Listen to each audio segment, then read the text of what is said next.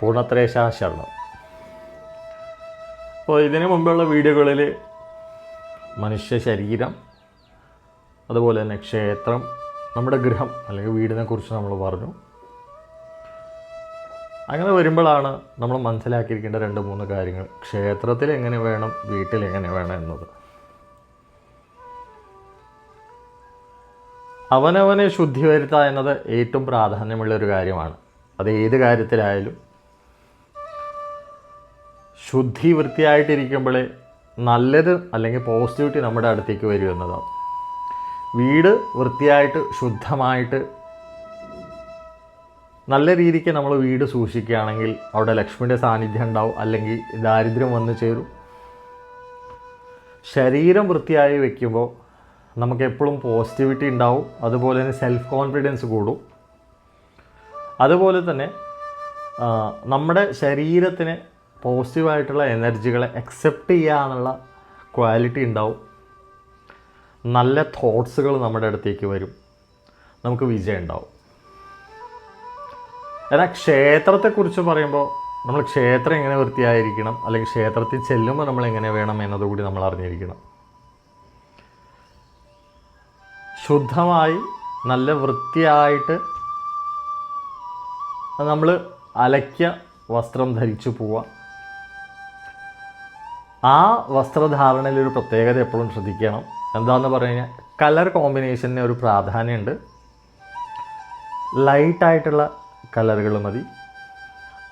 അവിടെ ഇരിക്കണ ആ ദേവൻ അല്ലെങ്കിൽ ദേവത അവർക്കാണ് പ്രാധാന്യം, നമുക്കല്ല. ലളിതമായ ജീവിതത്തിൽ നമ്മൾ എങ്ങനെയാണോ ജീവിക്കുക, അതേപോലെ തന്നെ ലളിതമായിട്ട് തന്നെ അമ്പലത്തിൽ പോവുക.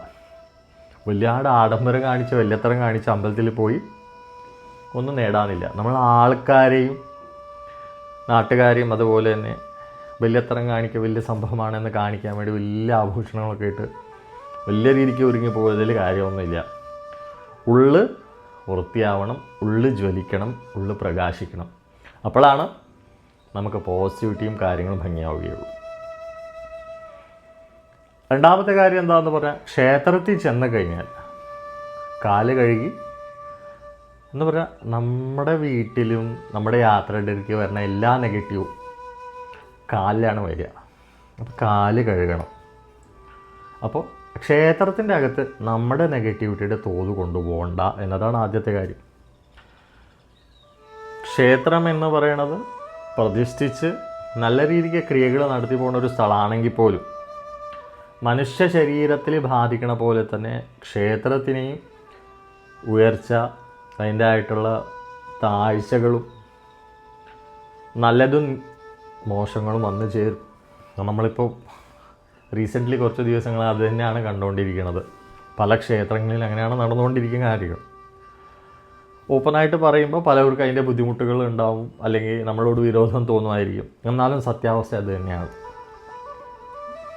അപ്പോൾ ക്ഷേത്രത്തിലും എന്താണോ വീട്, അതിനെ നമ്മൾ എത്ര വൃത്തിയായിട്ട് സൂക്ഷിക്കണം, നമ്മളെത്ര വൃത്തിയായിട്ട് സൂക്ഷിക്കണം, അതുപോലെ തന്നെ ക്ഷേത്രത്തെ അത്ര തന്നെ വൃത്തിയായിട്ട് സൂക്ഷിക്കുക. വെറും കൈയോട് പോവാണ്ടിരിക്കാൻ ശ്രമിക്കുക. പുഷ്പങ്ങൾ അല്ലെങ്കിൽ നിവേദിക്കാനുള്ള എന്തെങ്കിലും സാധനങ്ങളോ എണ്ണയോ നെയ്യോ എന്തോ ആവാം. ഭഗവാൻ ഇതൊന്നും വേണമെന്ന് വെച്ചിട്ടല്ല, നമ്മുടെ മനസ്സിൻ്റെ സമർപ്പണം നമ്മൾ വന്ന വഴി മറക്കാണ്ട് ആ പരമചൈതന്യത്തെ മുമ്പേ നമ്മൾ സമർപ്പിക്കുമ്പോഴേ നമുക്ക് ജീവിതത്തിലെല്ലാം നേടിയെടുക്കാൻ സാധിക്കും എന്നതാണ്. അതുകൊണ്ടാണ് അവനവനെ തിരിച്ചറിയാൻ വേണ്ടിയും അവനവനും നന്നാവാൻ വേണ്ടിയും മനസ്സും ബുദ്ധിയും ശരീരവും നന്നായിരിക്കാൻ വേണ്ടിയാണ്. പലരും കാണാറുണ്ട്, ക്ഷേത്രത്തിൽ ചെന്ന് കഴിഞ്ഞാൽ എണ്ണ തൊട്ട് അവിടെ ഇവിടെയൊക്കെ തേച്ച് പിടിപ്പിക്കുക, ചന്ദനം തൊട്ടാൽ അവിടെ ചുമരോ അല്ലെങ്കിൽ തൂണുകളോ എന്തെങ്കിലും കണ്ടാൽ അതിൽ തേച്ച് പിടിപ്പിക്കുക. ആദ്യം മനസ്സിലാക്കേണ്ടത് ക്ഷേത്രം ആ ദേവൻ്റെ സന്നിധിയാണ്, അത് വൃത്തിയായി വെക്കാൻ വേണ്ടിയുള്ളതാണ്. അപ്പം നമ്മൾ ശരീരം എത്രത്തോളം വൃത്തിയായി വയ്ക്കുമോ അതുപോലെ തന്നെ ക്ഷേത്രത്തെ വൃത്തിയായി വയ്ക്കുക. പിന്നെ കാണുന്ന ഒരു കാര്യം എന്താണെന്ന് പറഞ്ഞു കഴിഞ്ഞാൽ, നമുക്ക് വേണ്ടാത്തതായിട്ടുള്ള സാധനം നമുക്ക് ക്ഷേത്രത്തിൽ കൊണ്ടുപോയിട്ട് ഉപേക്ഷിക്കുന്ന ഒരു പരിപാടി ഞാൻ കാണാറുണ്ട്. അത് ചിലപ്പോൾ മാലയായിട്ടാവാം, തുളസി മാലകളോ പഴയ ഫോട്ടോകളോ വിഗ്രഹങ്ങളൊക്കെ. ഒരിക്കലും അത് ചെയ്യരുത്. എന്താണെന്ന് പറഞ്ഞാൽ ദേവൻ്റെ ചൈതന്യം എന്ന് പറയുന്നത് പരമമായ തേജസ്സാണ്. ക്രിയയിലൂടെ ആ ചൈതന്യ വർധനമാണ് ചെയ്യണത്. അവിടെ നെഗറ്റീവായിട്ടുള്ള സാധനങ്ങൾ അത് ഏതായിക്കോട്ടെ അവിടെ എത്താണ്ടിരിക്കുക ഏറ്റവും ഉത്തമം. എന്ന് പറഞ്ഞാൽ പൊട്ടിയതായിട്ടുള്ള സാധനങ്ങളോ കേടായതായ സാധനങ്ങളോ അല്ലെങ്കിൽ നമ്മൾ ഉപേക്ഷിക്കണം, നമ്മുടെ ശരീരത്തിനെ നമുക്ക് വേണ്ട എന്ന് ഉപേക്ഷിക്കണം, നമ്മൾ ഒരിക്കലും ദേവനെ കൊടുക്കാനുള്ളതല്ല. പലർക്കും ഒരു മിഥ്യാധാരണയുണ്ട്, ഈ പഴയ സാധനങ്ങൾ അമ്പലത്തിൽ കൊണ്ടുപോയി അവിടെ വെക്കുക പോരുക എന്നത്. ഡിസ്പോസ് ചെയ്യാൻ പറ്റുവാണെങ്കിൽ ആ ഡിസ്പോസ് അല്ല. എന്താന്ന് പറഞ്ഞു കഴിഞ്ഞാൽ പറ്റാവുന്നതും വീടുകളിൽ ഏറ്റവും കുറഞ്ഞതായിട്ടുള്ള വിഗ്രഹങ്ങളോ അല്ലെങ്കിൽ ഫോട്ടോകളോ വെക്കുക, 1 or 2 ഒക്കെ വെച്ചാൽ ധാരാളം മതി. അതിൽ ആദ്യമായിട്ട് വെക്കേണ്ടത് അവൻ്റെ ഒരു പരദേവതയുടെ വിഗ്രഹം, പിന്നെ അവനെ ഏറ്റവും ഇഷ്ടപ്പെടണം അല്ലെങ്കിൽ അവൻ പൂജിക്കണതോ ഉപാസിക്കണതുള്ള ഏതെങ്കിലും ഒരു മൂർത്തിയുടെ വിഗ്രഹമോ അല്ലെങ്കിൽ ഫോട്ടോ മതി. കാരണം ഒരു തവണ നമ്മളിത് വെച്ച് കഴിഞ്ഞാൽ പിന്നെ നമുക്കത് വേറെ എവിടെയും കൊണ്ടുപോയി കളയാൻ പറ്റില്ല. പറ്റാവുന്നതും ശരിക്കും ക്രിയ എന്താണെന്ന് പറഞ്ഞു കഴിഞ്ഞാൽ ജലാന്തം ചെയ്യണം എന്നതാണ്. എന്ന് പറഞ്ഞാൽ ഒഴുക്കി കളയണം എന്നത്. ഇക്കാലത്ത് വെള്ളത്തിൽ അല്ലെങ്കിൽ പുഴയിൽ കൊണ്ടുപോയി ഒഴുക്കി കഴിഞ്ഞാൽ അത് പോലും കേസാവും. അങ്ങനെ ഇരിക്കുന്ന ഒരു സാഹചര്യമാണ്. അപ്പോൾ പറ്റാവുന്നതും ലളിതമായ എന്താ പറയുക പൂജാമുറി ഏറ്റവും സിമ്പിളായിട്ട് ചെയ്യുക എന്നതാണ്. 1 or 2 മതി. വിളക്കിലാണ് ചൈതന്യം. എപ്പോഴും ഒരു കാര്യം മനസ്സിലാക്കണം, ഏത് ക്രിയയാവട്ടെ, ഏത് പൂജ ആവട്ടെ, ഏത് ഉപാസന ആവട്ടെ, അവിടെ വിളക്കിന് ഭയങ്കര പ്രാധാന്യമുണ്ട്. അഗ്നിക്കാണ് പ്രാധാന്യം. അപ്പോൾ വിളക്ക് വെച്ച് പ്രാർത്ഥിച്ചു കഴിഞ്ഞാൽ തന്നെ ആ ദേവചൈതന്യം അവിടെ ഉണ്ട് എന്നതാണ്. അത് നമ്മൾ ആദ്യം മനസ്സിലാക്കുക. മിഥ്യാധാരണകൾ കുറേയുള്ളതൊക്കെ ഒഴിവാക്കുക. അപ്പോൾ ക്ഷേത്രത്തെ വൃത്തിയായിട്ട് സൂക്ഷിക്കുക എന്നതാണ്. അതുപോലെ തന്നെ ക്ഷേത്രത്തിൽ പോകുമ്പോൾ ആദ്യം ചെയ്യേണ്ടത് നമ്മൾ ക്ഷേത്രത്തിന് പ്രദക്ഷിണം വെച്ചുകൊണ്ട്, എന്ന് പറഞ്ഞാൽ മൈൻഡ് സ്റ്റിമുലേഷൻ്റെ കാര്യമാണ് പറയുന്നത്. 10 മിനിറ്റോളം നമ്മുടെ ശരീരം, നമ്മുടെ മനസ്സ് ഈ പ്രകൃതിയായിട്ട് ഇണങ്ങാൻ സമയമെടുക്കും. ആ സമയത്ത് നമ്മൾ ക്ഷേത്രത്തിന് പ്രദക്ഷിണമൊക്കെ വെച്ച് വന്ന് തൊഴുതകത്ത് കയറുക എന്നതാണ്. ഇപ്പോൾ മഹാക്ഷേത്രങ്ങളിൽ ഒത്തിരി ക്യൂ ഉണ്ടാവും, സാഹചര്യങ്ങളൊക്കെ വ്യത്യാസം ഉണ്ടാവും. പറ്റാവുന്നതും അത് ശ്രദ്ധിച്ചാൽ വളരെ ഉത്തമം. അതുപോലെ തന്നെ അമ്പലത്തിലിരിക്കുന്ന നിർമാല്യ സാധനം, തൊട്ട് അശുദ്ധം തൊടാശുദ്ധം പറയുന്ന സമ്പ്രദായമുണ്ട്. എന്ന് പറഞ്ഞാൽ തൊട്ട് അശുദ്ധം എന്ന് പറയുന്നത് നിർമാല്യമായ സാധനങ്ങൾ തൊട്ട് വേറൊരു സാധനം അത് ഏതായിക്കോട്ടെ അത് തൊട്ട് കഴിഞ്ഞാൽ അത് നിർമാല്യമായി, പിന്നെ അത് ഉപയോഗിക്കാൻ സാധിക്കില്ല. തൊടാശുദ്ധം എന്ന് പറഞ്ഞാൽ നമ്മൾ കൊണ്ടുവരുന്ന സാധനം തീർത്ഥജലം തളിച്ച് അകത്തേക്ക് പൂജയ്ക്ക് എടുക്കുന്ന കാര്യമാണ്. അപ്പോൾ അത് തൊടാശുദ്ധമാണ്. അപ്പോൾ അത് തളിച്ചിട്ടേ എടുക്കാവൂ അകത്തേക്ക് എന്നത്. ഈ 2 കാര്യങ്ങൾ കൃത്യമായിട്ട് നമ്മൾ നോക്കിക്കഴിഞ്ഞാൽ ഒരു ചൈതന്യ പ്രവാഹത്തിൻ്റെ ഒരു നെഗറ്റിവിറ്റി ഒന്ന് കുറയ്ക്കാൻ സാധിക്കും. ഈ ചിട്ടകൾ, ഈ നിയമങ്ങളൊക്കെ പണ്ട് കാലത്ത് ചെയ്തതിൻ്റെ പിന്നിൽ പലതായിട്ടുള്ള സയൻറ്റിഫിക്കൽ കാരണങ്ങളുണ്ട്.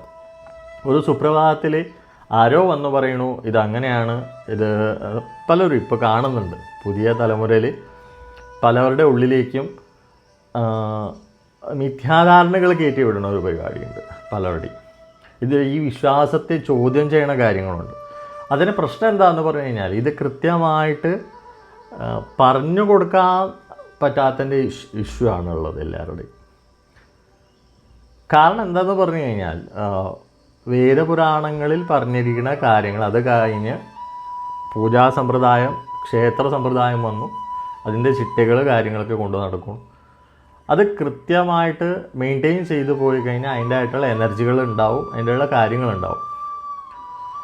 എന്നാൽ അതിൽ പ്രശ്നങ്ങൾ എന്താണെന്ന് പറഞ്ഞു കഴിഞ്ഞാൽ എല്ലാ കാര്യങ്ങളിലും നന്മയും തിന്മയുള്ളതുണ്ട് പോലെ തന്നെ ആവശ്യമില്ലാത്ത പല കാര്യങ്ങളും കാലഘട്ടങ്ങൾക്കനുസരിച്ച് കയറി വന്നു. അതിൻ്റെ ആയിട്ടുള്ള ബുദ്ധിമുട്ടുകൾ ഇപ്പോഴും സൊസൈറ്റിയിൽ നിലനിൽപ്പുണ്ട്. പലവർക്കും സംശയങ്ങൾ തീർന്നില്ല. അതെന്താ ചെയ്യണ്ടേ, എങ്ങനെയാ ചെയ്യണ്ടേ, എത്രയാ ചെയ്യണ്ടേന്ന്.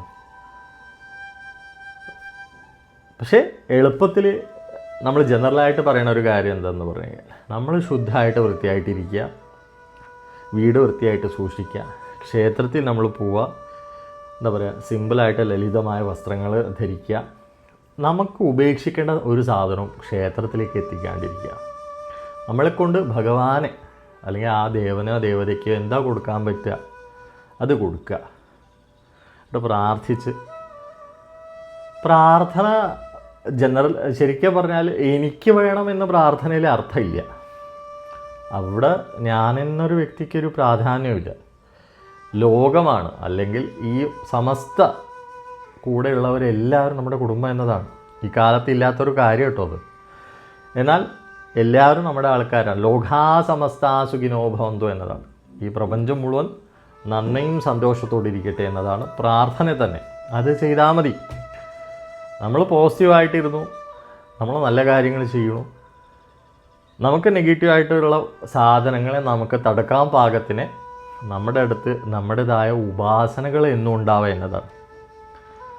പലരും പറയാറുണ്ട് ഞാൻ എപ്പോഴും പോസിറ്റീവാണ്, എനിക്ക് വേറെ ബുദ്ധിമുട്ടുകളൊന്നും വരില്ല. അത് വെറുതെ മിഥ്യാധാരണയാണ്. കാരണം the whole world is based on energy only. What energy you are dealing with matters എന്നാണ്. അപ്പോൾ നമ്മൾ പോസിറ്റീവ് എനർജി ഡീൽ ചെയ്യുമ്പോൾ പോലും നെഗറ്റീവ് എനർജിയുടെ ഒരു സൈഡ് അവിടെ ഉണ്ട്.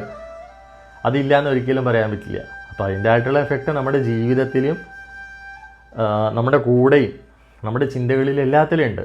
കാരണം കലിയുഗത്തിൽ മനുഷ്യൻ്റെ ഉള്ളിൽ തന്നെയാണ് തിന്മയും നന്മയും ഒരുമിച്ചുള്ളത്. അപ്പോൾ നമുക്കും നെഗറ്റിവിറ്റി ഉണ്ട് എന്നത് നമ്മൾ ആദ്യം മനസ്സിലാക്കേണ്ട ഒരു കാര്യം. അപ്പോൾ അത് ഓവർകം ചെയ്യാൻ വേണ്ടി നമുക്ക് എന്ത് ചെയ്യാൻ പറ്റൂ, അത് നമുക്ക് ചെയ്യാം എന്നതാണ്. അത്രയേ ഉള്ളൂ വിഷയം. അപ്പോൾ ക്ഷേത്രത്തിൽ പോവുക, നമ്മൾ പ്രാർത്ഥിക്കുക, എപ്പോഴും പോസിറ്റീവായിട്ടിരിക്കുക. നമ്മുടെ ഉപാസനകൾ അതേതാണോ ഇതിനു മുമ്പുള്ള വീഡിയോകളിൽ പറഞ്ഞിട്ടുണ്ട് പരദേവതയുടെ ഉപാസനയെക്കുറിച്ച്, അത് കൃത്യമായി എടുക്കുക. അപ്പോൾ നമുക്ക് ജീവിതത്തിൽ ലക്ഷ്യം ഏതാണോ അത് നമുക്ക് എത്താൻ സാധിക്കും. അല്ലാത്ത പക്ഷം നമ്മളെന്നും വിഷമിച്ച് ഇങ്ങനെ സങ്കടപ്പെട്ടിരിക്കാനേ ഉള്ളൂ. നമുക്ക് എന്തെങ്കിലും നഷ്ടപ്പെട്ട് കഴിഞ്ഞാൽ അത് നമ്മുടേതായ നഷ്ടം എന്ന് മാത്രം മനസ്സിലാക്കുക. വേറെ ആർക്കും ഒന്നും നഷ്ടപ്പെടാനില്ല. സഹതാപം കൊണ്ട് ജീവിതത്തിൽ ഒന്നും നേടിയെടുക്കാനില്ല എന്നത് സത്യമാണ്. അപ്പോൾ സഹതപിക്കാൻ ഇഷ്ടംപോലെ ആൾക്കാരുണ്ടാവും, അതിൽ കാര്യമില്ല. നമ്മുടെ ലക്ഷ്യം എന്താണോ അല്ലെങ്കിൽ നമ്മൾ എവിടെ എത്തിച്ചേരണം അതിന് നമ്മുടെ പൂർണ്ണമായ പ്രയത്നം ഉണ്ടാവണം. ഏതെങ്കിലും സാഹചര്യത്തിൽ നമുക്ക് അവിടെ എത്താൻ പറ്റില്ല എന്നുണ്ടെങ്കിൽ അതിൽ നമ്മുടെ എന്തോ പോരായ്മ ഉണ്ടെന്ന് നമ്മൾ മനസ്സിലാക്കുക, അതിനനുസരിച്ച് നമ്മൾ വർക്കൗട്ട് ചെയ്യുക. അപ്പോൾ എല്ലാ നന്മകളും ഉണ്ടാവട്ടെ. നമസ്തേ.